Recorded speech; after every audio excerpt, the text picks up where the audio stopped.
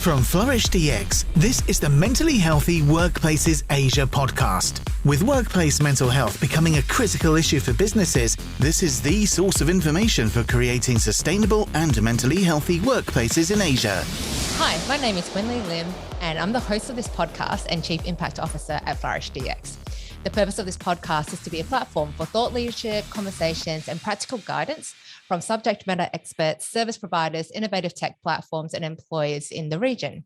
We as a community have a shared responsibility, not just as individuals, but as employers, colleagues, and the broader community to help create mentally healthy workplaces so we can prevent suffering and promote human flourishing.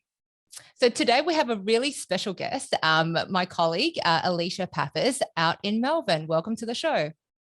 Thanks, Wen. It's very exciting to be a guest on your podcast. So, we've got our Psych Health and Safety podcast in Australia, which I co-host sometimes on occasion. But yeah, it's great to be speaking with you for mentally healthy workplaces in Asia.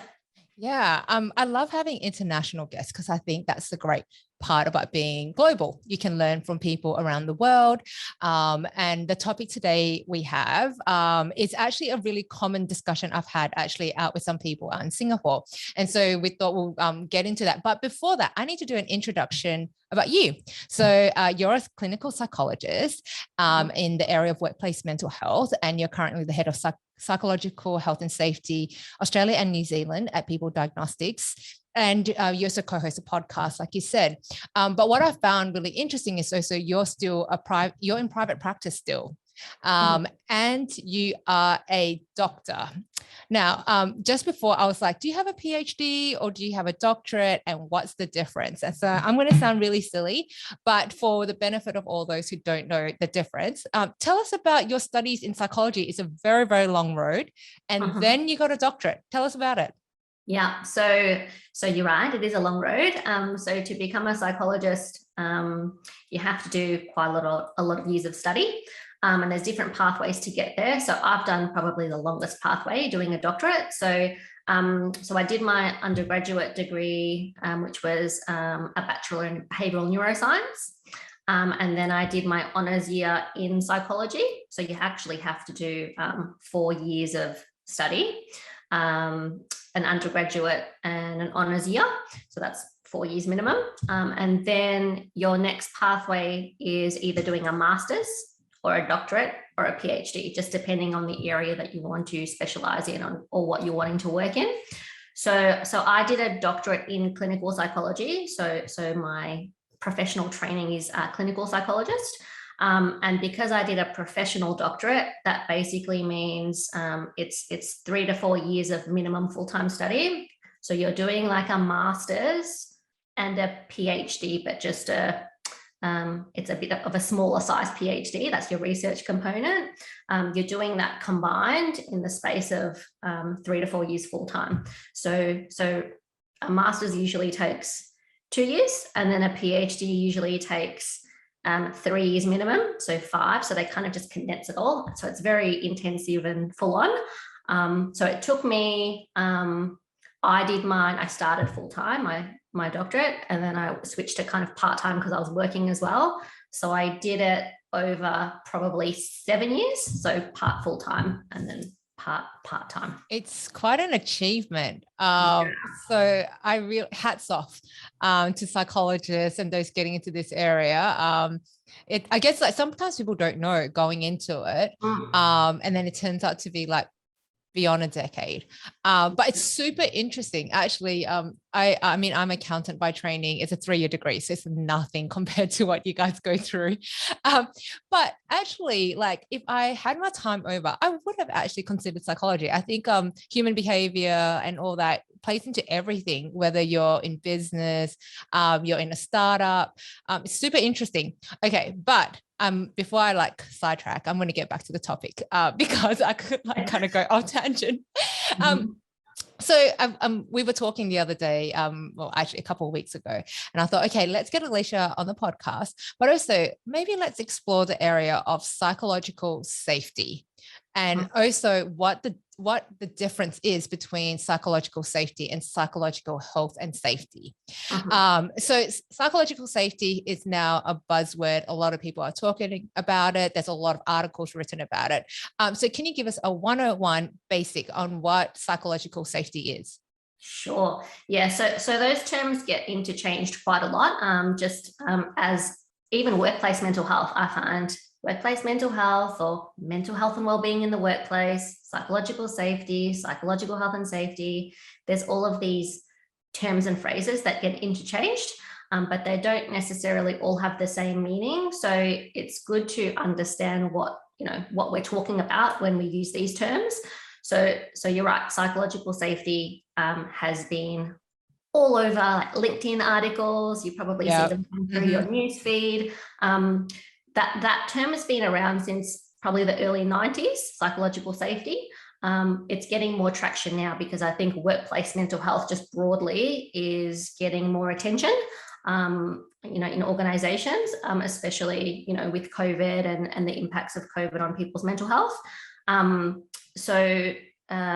It probably became most popular through Amy Edmondson. So she's a Harvard professor and worked at Google. She's written the book called The Fearless Organization, and she refers to psychological safety in that book. And a lot of the articles you probably see getting written refer to her and her work that she's done. So psychological safety by definition is it refers to the work environment in a workplace. And it's basically how much your employees feel safe at work just to bring their whole selves to work, meaning they don't have to, censor themselves. They can just be themselves. They can ask questions. They can challenge the status quo. They can be open about making mistakes. And there's no fear of negative consequences. So this happens, in Australian workplaces, and I'm sure it happens probably even more so in Asian workplaces. There's often like a bit of a culture of like, it's not okay to speak up. It's not okay to admit you're not doing well for whatever reason, whether it's personal or work related. It's not okay to make mistakes. So there's this culture of silence. And that's the opposite of psychological safety. So that's what we mean when we talk about psychological safety. It's referring to a particular work environment where we can be our authentic selves and have a safe space to talk, to interact without fear of consequences. Yeah. No, and you are right. I think just as a culture, like kind of Asia, it's like there's a concept of face. So I'm not sure if you've heard about it, but it's you don't want to lose face.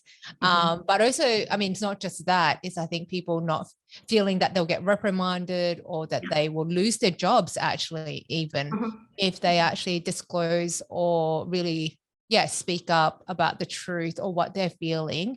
I mean, there's, a lot of times they're like, oh yeah, somebody else is going to take your job. There's a line waiting for it. So like, I'm kind of just putting all these lines or phrases that's very common into this structure of, or like the concept of psychological safety. And how is that, how is that different to culture, or is it a culture of being psychologically safe? Is that the kind of same thing? It's like creating a culture.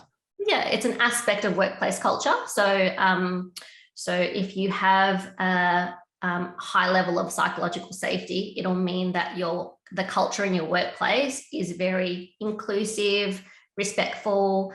You're more likely to have, positive interpersonal relationships and what's called interpersonal kind of risk-taking behavior. So you can challenge the status quo or you can offer, you can reduce potentially risks by offering solutions. But if you don't feel safe to do so because you feel like, oh, that won't be well received, or I'm too low in the hierarchy to say anything, or that's not what my manager would think, if you don't speak up and even just voice an idea, you might have a really good idea, and that could lead to prevention of, other issues, other safety issues. But if there's a low psychologically safe culture, then those opportunities get missed as well. So it doesn't work well for business. Yeah. And I guess there must be countless studies and articles on how that's linked to productivity and innovation in the workplace, no doubt. Yeah. So the crux of psychological safety is when it's high. There's research that shows it's linked to high performing teams, and exactly what you said. There's more likely to be creativity, innovation, solution focus, and your organizational outcomes improve as well. Yeah. Not just the employee outcomes. Yeah.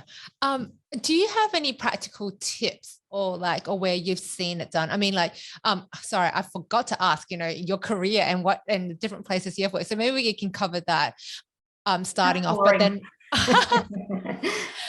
but maybe just draw on the experience that you've had, any tips on how to create an environment that is psychologically safe. Yeah. So the key there is we're talking about culture and work environment. So managers and leaders have a really key role to play because they're modeling behaviors, right? So if your managers are not messaging and communicating that it's welcomed to speak up, to share ideas, to challenge the status quo, so we can explore issues and see what we can do about issues that may not be working so well. If that's not being done, then this other culture of that, like you said, to show face, or this culture of silence, especially when there's hierarchies, and people fear that they might lose their jobs if they say anything. It really needs to be a culture shifted by leaders and managers. So it's this, the key is that the tips would be role modeling those behaviors. So leaders need to role model those behaviors. So even leaders to kind of say, if they've made a mistake, not that they have the answers all the time or what they think works all the time, to take accountability, and really to actually create the time and the space in the course of the workday to listen to their staff. So unless you're making space and time, it's going to be hard for employees to come forward. It's not necessarily, unless you've got really high levels of psychological safety, employees won't necessarily offer. But if it's done in a way where you might be discussing something as a team and it's welcomed, it's a space is created to share ideas, or let's try and bring some things to the table, then you're more likely to get people to be upfront and forthcoming because you're creating the space to do that. So another key would be for managers to be open to feedback. Sometimes there's a thing called unconscious bias. So you might have particular ways of thinking about things, about doing things as a manager, and you might be having, you might hold a bit of a bias in terms of the way that you're thinking about things, but it's unconscious. It's not necessarily known to you what those biases are. So it can really affect how you interact with other people, and how you, the feedback that is received and what you give back to that feedback can be detrimental if you've got those unconscious biases playing out. So my tips for leaders would be, being self-aware, explore how they think and feel about things, when other employees might bring things up, and it might be a bit of a constructive criticism, or it might be something negative, like how do they feel about that, why is that, and get into more of a mindset of just being open-minded and listening and acknowledging what other people think, even if you don't agree, or even if that's not the way forward, just acknowledging and even just appreciating feedback, rather than, for example, shutting it down or being dismissive, because sometimes you can do that without realizing that's what you're doing. Yes. Yeah. I think you've touched on an interesting topic of just even feedback. So, employee engagement surveys are all the rage. Every organization does it. But the number of times I've been in meetings with organizations here and they're like, yeah, the results are wrong. it comes out with flying colors every year, and we know it's not true. And then when they start talking more, and it's like, oh yeah, like teams, managers even, kind of influence, because of they don't want to create more trouble for their managers, because then they have to go through like a process, or they don't want to, ruffle any feathers and all that. And so would you say that then there's not really a high psychological safety in those organizations if the kind of engagement surveys every year come year on year improving in results, right? And saying it's really high engagement, but actually people on the ground know that it isn't. I would say those two are interlinked, wouldn't it be? Yeah, so you'd have to look at the reason why, if you're getting really good positive results in surveys, but then on the ground, what you're hearing is different. There's a disconnect there. So it would be reflective of low psychological safety, because they're probably endorsing survey items in what they think they need to, feedback, just to keep this. Don't want to ruffle any feathers, or don't want to say the wrong thing. And yeah, that's not accurate, not being genuine and authentic. It's just to maybe appease the organizational, culture.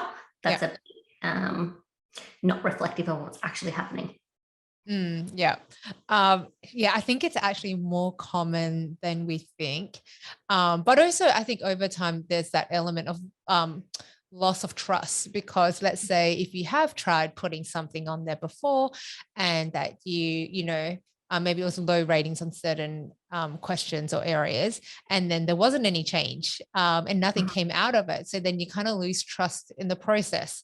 I'm sure that's a contributing factor as well, in this, because they're done like kind of every 6 months or every 12 months, but really what has been the result. Yeah.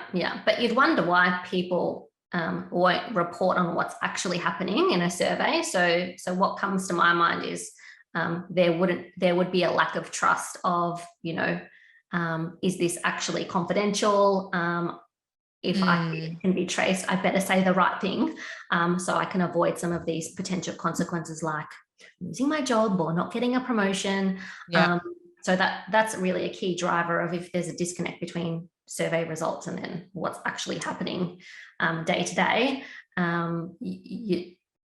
There'd be barriers in being honest, and if you're not being honest, you're probably skeptical about who's privy to my actual responses and information. Yeah. And this is all linked into psychological safety, basically. Yeah. So the thing that we're talking about.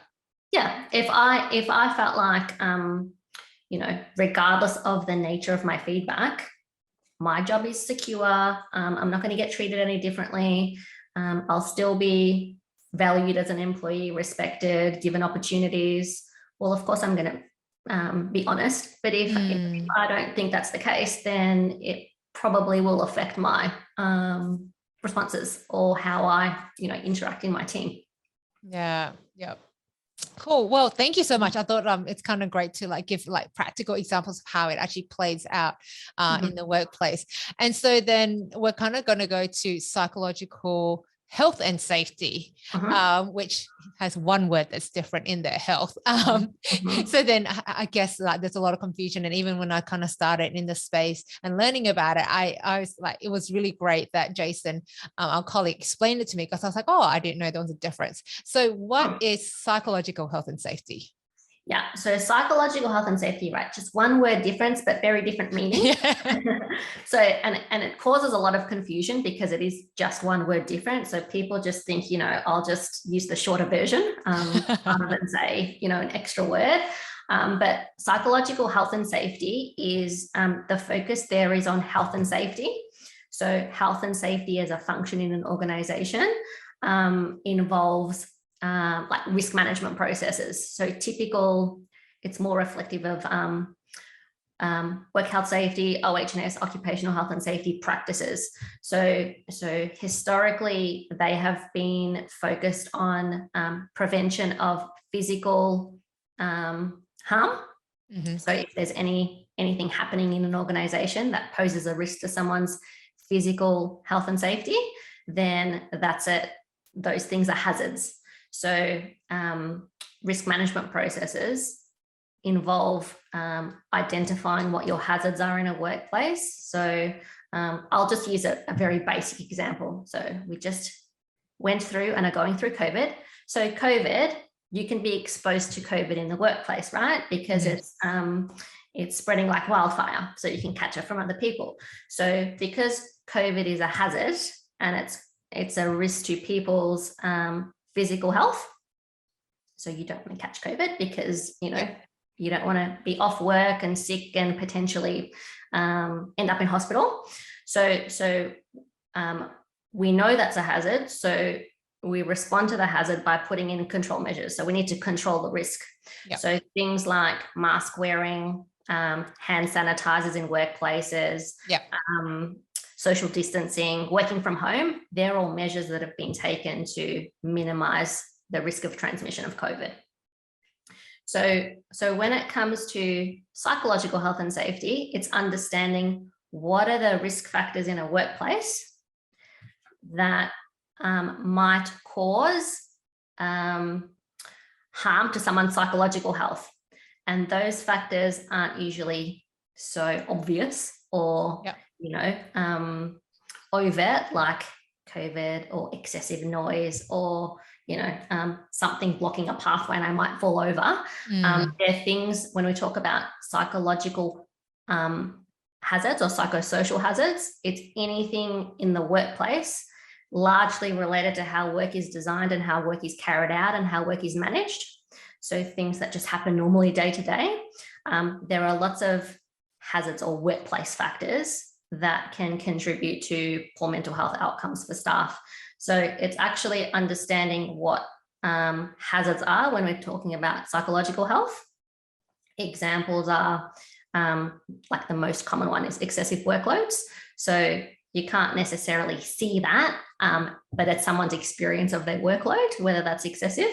And that'll come down to poor management practices around its workload not being managed well from a team perspective or from an organizational systems perspective. And you actually need to assess the risk to someone's mental health if they're exposed to that hazard or that factor, that workload. And then if there is a risk there, you need to respond to that. So you need to put measures in place. So it's not going to be, wearing masks or social distancing. It's going to be other things that might be a bit more complex if it's a systemic problem. That might need changes in the way work is designed and managed to then reduce the risk of somebody's mental health being affected. So that's what we mean when we talk about psychological health and safety. It's taking a health and safety approach, which has a risk management focus to psychological health, not just physical health. And I'm sure this has been discussed on your podcast before with Jason and Joelle. The ISO 45003, the international standard for managing psychosocial risks in the workplace. That's what it talks about. It's talking about psychological health and safety. How do organizations or, what are the guidelines? What do organizations need to do to prevent psychological harm? Yeah. And it's interesting you picked that example of excessive workload. So, I mean, a lot of people would know it's kind of like a common thing out in Asia it's actually the number one cause for stress in a workplace. So just generally speaking. Generally speaking, yeah. But interestingly, some people love having a high workload. So actually I was at a meeting and the person is just like, I love it. Like, she's just like, yeah, I really, really enjoy having a lot of things happening at one time. And so even a factor like that, and this is what I learned just in the last year of being involved in this area, is that even with these hazards, for some people, the impact of these hazards is actually very low or no impact on them. Whereas for myself, like, I can't take crazy amounts of workload. It actually really stresses me out. So then a proper risk assessment is needed because the impact on me would be super high impact, bad impact. And with that friend, which would be thriving. And actually, if they had a low workload, they would be stressed out and really like that would be stressful to them. So what's really interesting is actually how do you assess it and the impact of it as everyone is very different. Yeah, exactly. That's a really good example. So I used to be a bit more like your friend when I was a bit younger. You're still young. Don't know about that one, but thank you. So when I was a bit younger, I was juggling lots of things, like had a really busy lifestyle, was never home, and I thrived off that. But I got burnt out a couple of times, I must say. So after that happened, I made changes to the way that I work and had to kind of rethink things because what used to work doesn't work anymore. So what's the best way forward for me? What things do I need to change, et cetera, et cetera. So some things are in my control, but then other things are coming from the workplace.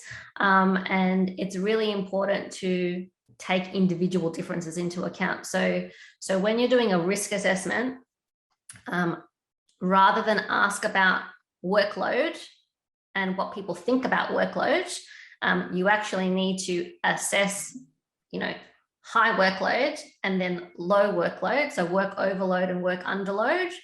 And actually to do a risk assessment properly, you need to be asking what's the impact of those specific hazards, so overload and underload, on mental health. So your friend would have, work overload. Nope, that doesn't affect my mental health, moving on. Whereas someone else would say work overload, oh yeah, that's been a factor for me. It's affected my mental health to a particular degree, and indicate what that degree is. And then you've got a hazard for that person. And the same with underload too. So it's really important to think about hazards in that way. You need to understand what the hazard is and then actually assess whether the hazard is having an effect on someone's mental health, not just yes or no, but to what severity. Yeah. And I know this is slightly off topic, but actually it reminded me of back in my, I don't know why I say in inverted commas, corporate days when I was working in corporate, big corporate. And there was a time I think I was also burnt out and it affected my mental health. But actually the first place I felt it was actually my stomach, like this kind of whole mental health, impact of mental health manifests in your physical health. And I was on Nexium for those people who have taken these kind of medication. And the stomach acids, all that was just out of whack. And I was on medication for at least a good 6 months. At one point I had like irregular heartbeat very, very often. And it was actually really scary, but it kind of started with the fact that, like the impact for me, which wouldn't be crazy for someone else, but for me, I then had to do the same thing, readjust, I changed the way I work. Not that it was my employer's fault. It was just that I probably wasn't suited to it as well. So there is the, and I guess where psychological health and safety is, it's a shared responsibility kind of model where the employer has a responsibility to provide a workplace that is, trying to lower the hazards in terms of these factors, but the individual, we have our part as well, but it's not just on one party to basically solve these kind of issues. Yeah, exactly. So psychological health and safety is really referring to that shared responsibility. So it's important to be self-aware and think about, okay, how do I approach work and in my personal life? How am I feeling? Be self-aware, what's working, what's not. But there's a big focus on, is the workplace itself contributing to someone's mental health in a negative way? And then what can be done to mitigate that risk? So it's not just, traditional wellbeing approaches. Yeah. Have tended to focus on the former, on that individual approach. How do you work? How are you managing your workload versus looking at what the workplace and the work is actually contributing to? Yeah. Can you just maybe list off another couple of like common psychosocial risk under the psych health and safety management? So there's workload, bullying, harassment. There's a whole list of them. Yeah, there's actually many, but there's I refer to the National Standard of Canada. So about 10 years ago, Canada kind of led the way in the psych health and safety space. They actually were the original the OGs. Yeah, the OG, the original geographical, I suppose, area to okay, psychological health and safety and coin the term. So whereas everyone else was still probably using terms like mental health and well-being and creating mentally healthy workplaces, which is all fine, but just missing that health and safety focus. So they identified 13, they did a whole bunch of research, and they identified 13 key work-related factors or psychosocial hazards that are common across workplaces, regardless of industry or sector. And then they had a 14th other category. So 14 can be just, other can be various other factors. It doesn't have to just be one additional one. But these 13 factors are things like, work overload's number one, because the research shows that's the biggest determinant of workplace stress for individuals. We've got bullying and harassment. You've got one level down from bullying and harassment.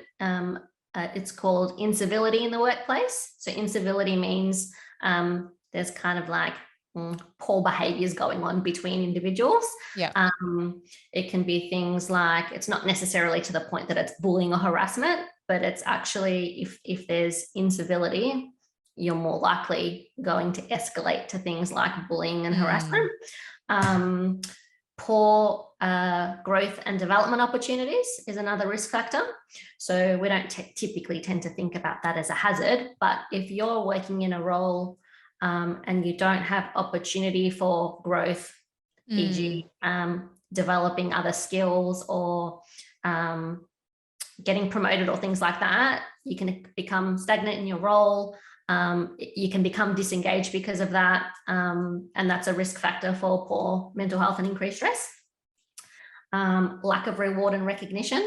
So not being, and it doesn't necessarily mean monetary reward, but if you're not being acknowledged for the work that you do, you don't feel valued by your employer, and that's not shown to you, then that's a risk factor for poor mental health. There's a whole raft of them, and it'll depend on your organizational context too. So that 14th other category, so that will depend on your organization, the industry that you work in. So one example is healthcare. So if you work in healthcare, like for example in a hospital, you're going to be subject to shift work that can be hazardous. Your working schedule, you can be exposed to workplace aggression and violence, not necessarily bullying from peers or co-workers or managers, but from consumers of your services. All these other things to think about in terms of your organizational context. What are our hazards? Cool. I know there's like you said, 13, you got through 5. So I feel like we might need to do another session on this because it's actually really interesting. And it's, I mean, if it's the first time I would have listened to this, it would have been surprising that some of the factors are actually considered potential hazards in the workplace. Like these are individual kind of topics that people have spoken about in, organizational development, all of that kind of stuff, but actually tying that back to mental health and mental well-being, I think is super interesting. So we always end, I feel like we could have gone for another 15 minutes or so, but time is running out, and we'd love to finish off with actually, I know we just kind of touched on it, how you made some changes when you burnt out a couple of occasions. What do you do as someone that's a trained psychologist as well, and having all this knowledge, kind of what do you do to manage your own mental health? And any tips that you can share with our listeners? Yeah, sure. So I like to think about we call it self-care. This is umbrella called self-care. It's how you look after yourself, how you look after your own mental health. And it's not a one size fits all. So different strategies and, tips will work for one person and not the other person. And it's number one, it's understanding, having self-awareness and understanding, checking in with yourself routinely. How do you feel? Why do you feel that way? Self-reflecting just to create self-awareness. So when I'm feeling stressed or in some negative emotional state, it's important to think about why that is, to reflect. Is it personal factors? Is it work factors? Is it both? What's actually happening? And then when you're actually feeling good, when you're in a good state of mental health, also reflecting and thinking about what's contributing. So it's doing, maintaining good mental health is doing more of the things that bring out positive emotional experiences that make you feel good. Like for me, COVID's been pretty good for this, because I just used to take for granted, you don't really think to do it, but when you're confined to your house and it's like you're under, house arrest, you take for granted that we got, 1 hour outside for a period of time, and that was it. So yeah. It makes you just appreciate the simple things, like going for a walk and being outdoors and just connecting with nature and being active actually helps your mental health. So I make sure I do that. Like I go for a walk every day, even in the space of my work day. So I work, in this role, fully remote now. Yes. So I have, in past roles, yes, I've had a lot of, interpersonal contact, but in this role, not so much unless it's on a screen. So I make sure in my work day, I schedule time to go outside and have a walk or go get a coffee. I walk my dog. So I got a dog in COVID too. One of them. Yeah, a COVID dog person, but he's actually been really good for my mental health, because you have to go, like he'll go stir crazy if I don't take him out. So now I've got that responsibility too, but he's actually good for me because he makes me go actually twice a day because he's high energy. So it's really about, thinking about what works for you, what makes you feel in terms of your mental health better, and rituals and things that you maintain, during the workday, but also just in the course of a week. So building good routines and rituals. And I really limit screen time because I'm just on the screen so much. Even mobile phone and scrolling, and I just rarely do group chats now. Like people know, I'm like, it's pinging away, but I just mute it. I'd rather have quality connection time in person because I spend so much time now remote working, and I limit my, I'm just going to say superficial connect time on phones. I do that. I hope your friends aren't listening to this, but I know, because I tell them, I'm like, I don't have the mental capacity. The bandwidth. Yeah, I say I just take screen. Yeah. Very wise words, Doctor. Thank you so much for being on here. It's been a joy, and I always learn new stuff every time I chat to my my colleagues who are psychologists. Interesting bunch, but I've really enjoyed learning in this area, and that's kind of the goal of the podcast is, I'm not a psychologist, and there are many people out there who are trying to figure out this for their workplaces. So hopefully this episode has been helpful. So thank you for your time. And to our listeners, don't forget to subscribe to the Mentally Healthy Workplaces Asia podcast, wherever you listen to podcasts, and also to follow our podcast LinkedIn page to stay up to date with upcoming guests. Follow Flourish DX on LinkedIn if you'd like to see short clips of this. And also feel free to connect with Alicia and myself on LinkedIn. Thank you for tuning in, and we'll see you at the next episode. Thanks a lot. You've been listening to the Mentally Healthy Workplaces Asia podcast. To stay up to date with the best content on workplace mental health in Asia, subscribe wherever you listen to podcasts and join the Flourish DX community at www.flourishdx.com.